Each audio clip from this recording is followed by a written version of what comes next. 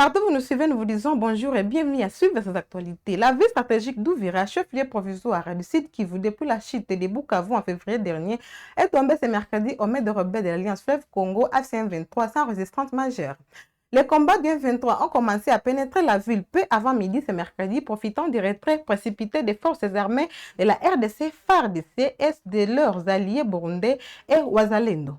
Cette prise de contrôle est revendiquée par les porte-parole Laurence Kanyuka comme une libération des communautés minoritaires face aux exactions présumées du régime a provoqué l'exode massif de plus de 20 000 habitants vers Bujumbura. Nous y reviendrons. Dans la foulée de l'entrée du M23 dans Uvira, le Burundi a fermé sa frontière avec la République démocratique du Congo dans la foulée ville stratégique située aux portes de la capitale économique burundaise. Bujumbura ont indiqué mercredi à la FEP des sources sécuritaires burundaises. Les deux postes frontières de Gatumba et Vugizo sont fermés depuis mardi après-midi. Selon ces sources, chaque poste étant désormais considéré comme une zone militaire, a expliqué à la FEP un officier de l'armée burundaise. Dans un point de presse, hier, mardi à Goma, Corneille Nangaa a vivement critiqué le président Félix Tshisekedi qui l'acquise des compétences. Il conteste également la légitimité du chef de l'État. Abordant la situation sécuritaire dans l'est du pays, il a tenu ses propos avant la presse de la ville d'Ouvira par son mouvement. Suivez. Soufflant les chauds et les froids, comme à son habitude, le régime irresponsable et illégitime de Kinshasa n'a jamais pris au sérieux ses engagements. Malgré la signature d'un cessez-le-feu pour mettre fin aux hostilités et garantir une vie paisible à notre peuple, le régime a violé à maintes reprises ses propres engagements, sémant un trouble sur ses véritables intentions. De manière répétée, l'AFC-M23 a réitéré ses appels au respect de cessez-le-feu et a alerté la communauté internationale sur les inacceptables violations dont il faisait l'objet de la part du régime de Kinshasa, qui a soigneusement planifié et exécuté la logique d'une guerre qu'il croyait gagner. Voici comment le régime de Kinshasa a planifié et exécuté son plan, consistant à écraser militairement l'AFC-M23 en violation des appels tant du Conseil de sécurité des Nations Unies, de l'Union africaine, de la SADC et de l'EAC qui ont toujours plaidé pour une solution politique à la crise congolaise. La crise étant d'abord interne. Tenez. 1. Des violations répétées de cessez-le-feu. Le 17 juillet 2025, déploiement des troupes burundaises à Luvungi et Lubarika. Simultanément, un déploiement massif des FDLR, Wazalendo, Imbonerakure et FARDC s'est remarqué dans les entités de Mumanzi, Kirumba, Massango, Kinege et Gifuni. Au même moment, l'attaque des Kololo fut lancée en violation du cessez-le-feu. 21 juillet 2025, des attaques coordonnées dans les hauts et moyens plateaux d'Ouvira et Fizi furent exécutées dans le village de Kaororo, Ndegu, Bouzikie par les FARDC et ses alliés. Le 22 juillet 2025, dans la région de Massissi, une attaque des FARDC et leurs alliés s'est produite à Ruki. Le 23 juillet 2025, dans les territoires de Lubero, les FARDC associés aux FDLR et autres alliés Wazalendo ont lancé une attaque à Bukununu, etc. Les détails, vous les trouverez bien entendu dans un document en annexe qui sera distribué dès que possible. À Goma, dans la province du Nord Kivu, ce mardi 9 décembre 2025, l'équipe provinciale chargée de la mobilisation du mouvement AFC-M23 a tenu une rencontre avec les habitants du quartier Lac Vert dans la commune de Goma. Selon la communication provinciale, plusieurs jeunes auraient exprimé leur intention de rejoindre la structure armée du mouvement appelé Armée révolutionnaire congolaise. Un reportage détaillé a été réalisé par la cellule de communication du gouverneur provincial basé à Beni. Suivez.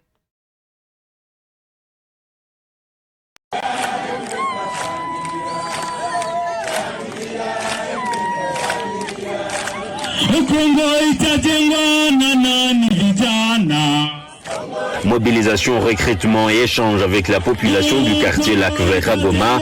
L'objectif principal de descente de ce mardi 9 décembre 2025 est de mobiliser et de favoriser les échanges entre l'équipe provinciale de la mobilisation et la population du quartier Lac-Vert en commune de Goma. Cette équipe était conduite par Juvenal Shimimana Rukundo, team leader de la mobilisation Nord Kivu. Au départ, la population de cette partie de Goma a exprimé sa gratitude envers les autorités de la FCM 23 pour la paix et la sécurité déjà rétablie dans plusieurs quartiers de la ville.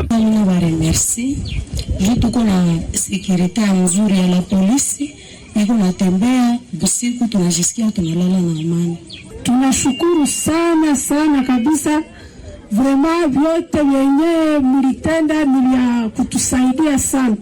Sécurité tuko nayo. Le maire de Goma, Katemondalienne Julien, et Madame Hélène Moukadissi, bourgmestre de la commune de Goma, étaient les invités d'honneur lors de ces échanges. Le maire de la ville a remercié de son côté la population du quartier Lac-Vert pour leur franche collaboration avec les services de sécurité, une collaboration qui a abouti à des résultats fiables et palpables en matière de sécurité durable. Population ya Lac-Vert tunawashukuru sana. Sababu leo kama sécurité narudia Lac-Vert ni sababu nye population mulitaka. Responsabilité ya kusekirize population na mali yake ni yetu sisi viongozi. Lakini hatuwezi weza kama nyinyi hamtuunge mkono kutupatia habari. Théo Rouremesha, coordonnateur adjoint de la mobilisation Nord Kivu, a rappelé aux jeunes de ces quartiers de se désolidariser de personnes mal intentionnées dont l'objectif est de nuire aux efforts déployés par la FCM 23.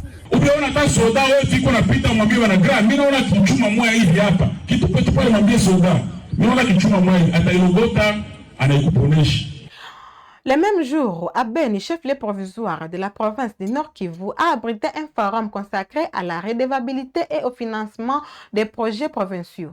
Cette rencontre permit aux participants d'échanger sur l'état d'avancement des travaux en cours sur différents chantiers et de mieux comprendre les progrès réalisés. Suivez ce reportage à la site de communication du gouverneur militaire. C'est à l'initiative du gouvernement provincial du Nord Kivu que ce forum provincial sur la redevabilité et le financement des projets du Nord Kivu a été organisé. Ce, en vue de promouvoir la redevabilité et la transparence dans l'utilisation des fonds publics et à mobiliser les ressources financières indispensables pour le développement du Nord Kivu, qui constitue l'un des 3 piliers de la gouvernance du général-major Évariste Somo. Parmi les projets phares du gouvernement provincial en cours d'exécution figure la construction des 2 aéroports et de plus de 100 ponts, la modernisation des voiries urbaines et la réhabilitation des routes d'interconnexion provinciale ainsi que des routes de desserte agricole. Ils sont exécutés par les entreprises congolaises avec comme conséquence la création de plusieurs centaines d'emplois pour des filles et des fils du Nord Kivu. Nous estimons qu'avec ces rythmes de théorie sur la redevabilité, nous sommes contraints d'améliorer les travaux que nous sommes en train de faire. Tous ces projets sont financés exclusivement par le gouvernement provincial du Nord Kivu avec des taxes légales et conventionnelles dans le cadre du partenariat public-privé. Il n'y a pas de taxes qui ont été créées. Moins encore des taxes imposées sur les agriculteurs. Non. Donc c'est une contribution des opérateurs économiques pour soutenir notre pays comme des bons patriotes, c'est ça. Mais il n'y a pas vraiment de taxes qui ont été créées. Face aux nombreux défis de financement liés notamment à l'insécurité et la guerre qui déchirent le Nord Kivu, les députés provinciaux plaident pour un appui du pouvoir central afin de permettre au gouvernement provincial de matérialiser ces projets qui sont à l'intérêt des populations congolaises en général et du Nord Kivu en particulier. Je dirais que ce sont des bonnes initiatives, mais ma crainte reste au niveau des financements en fait. parce que nous connaissons nous tous ce que traverse la province du Nord Kivu vis-à-vis d'abord du financement au niveau de la province. Et je continuerai toujours à plaider au niveau de Kinshasa, les autorités de Kinshasa, d'envoyer des rétrocessions pour la province du Nord Kivu. Ce sont des projets très très ambitieux. À noter que ce forum a chuté par le lancement des travaux de bétonnage de l'avenue Nyamwisi au quartier Boïken dans la ville de Beni, un autre projet du gouvernement provincial.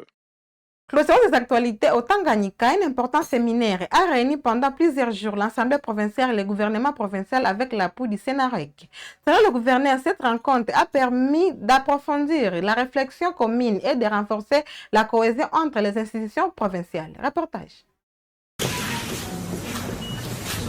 Lancé le mercredi 3 décembre 2025 par le gouverneur Christian Kitunga Muteba, le séminaire réunissant l'Assemblée provinciale et l'exécutif provincial, organisé avec l'appui du Sénarec, tenu sous le thème « Appui institutionnel pour la collaboration efficace entre les organes législatifs et exécutifs en vue d'une gestion publique axée sur les résultats pour l'atteinte des objectifs de développement durable ». Après 3 jours d'intenses travaux, ces rendez-vous d'une importance capitale s'est clôturé ce vendredi 5 décembre, qui a connu une succession d'exposés, des hauts niveaux et des brillants intervenants qui ont abordé différentes thématiques essentielles à la gouvernance moderne. Parmi eux, le gouverneur Christian Kitunga Muteba est intervenu sur les programmes d'action du gouvernement provincial sur l'intervalle 2023-2026, mettant en lumière des réalisations éloquentes déjà enregistrées, des réformes en cours et les défis qui restent encore à surmonter, réaffirmant une gouvernance orientée vers le résultat, pleinement inscrite dans la droite vision du chef de l'État, Félix-Antoine Tshisekedi Tshilombo, avant de procéder à la clôture officielle du séminaire.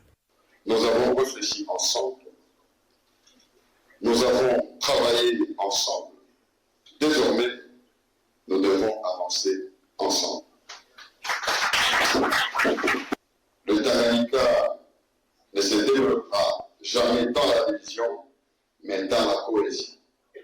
C'est ainsi que nous concrétiserons la vision de son Excellence Monsieur le Président de la République, chef de l'État, Félix-Antoine Tshisekedi Tshilombo.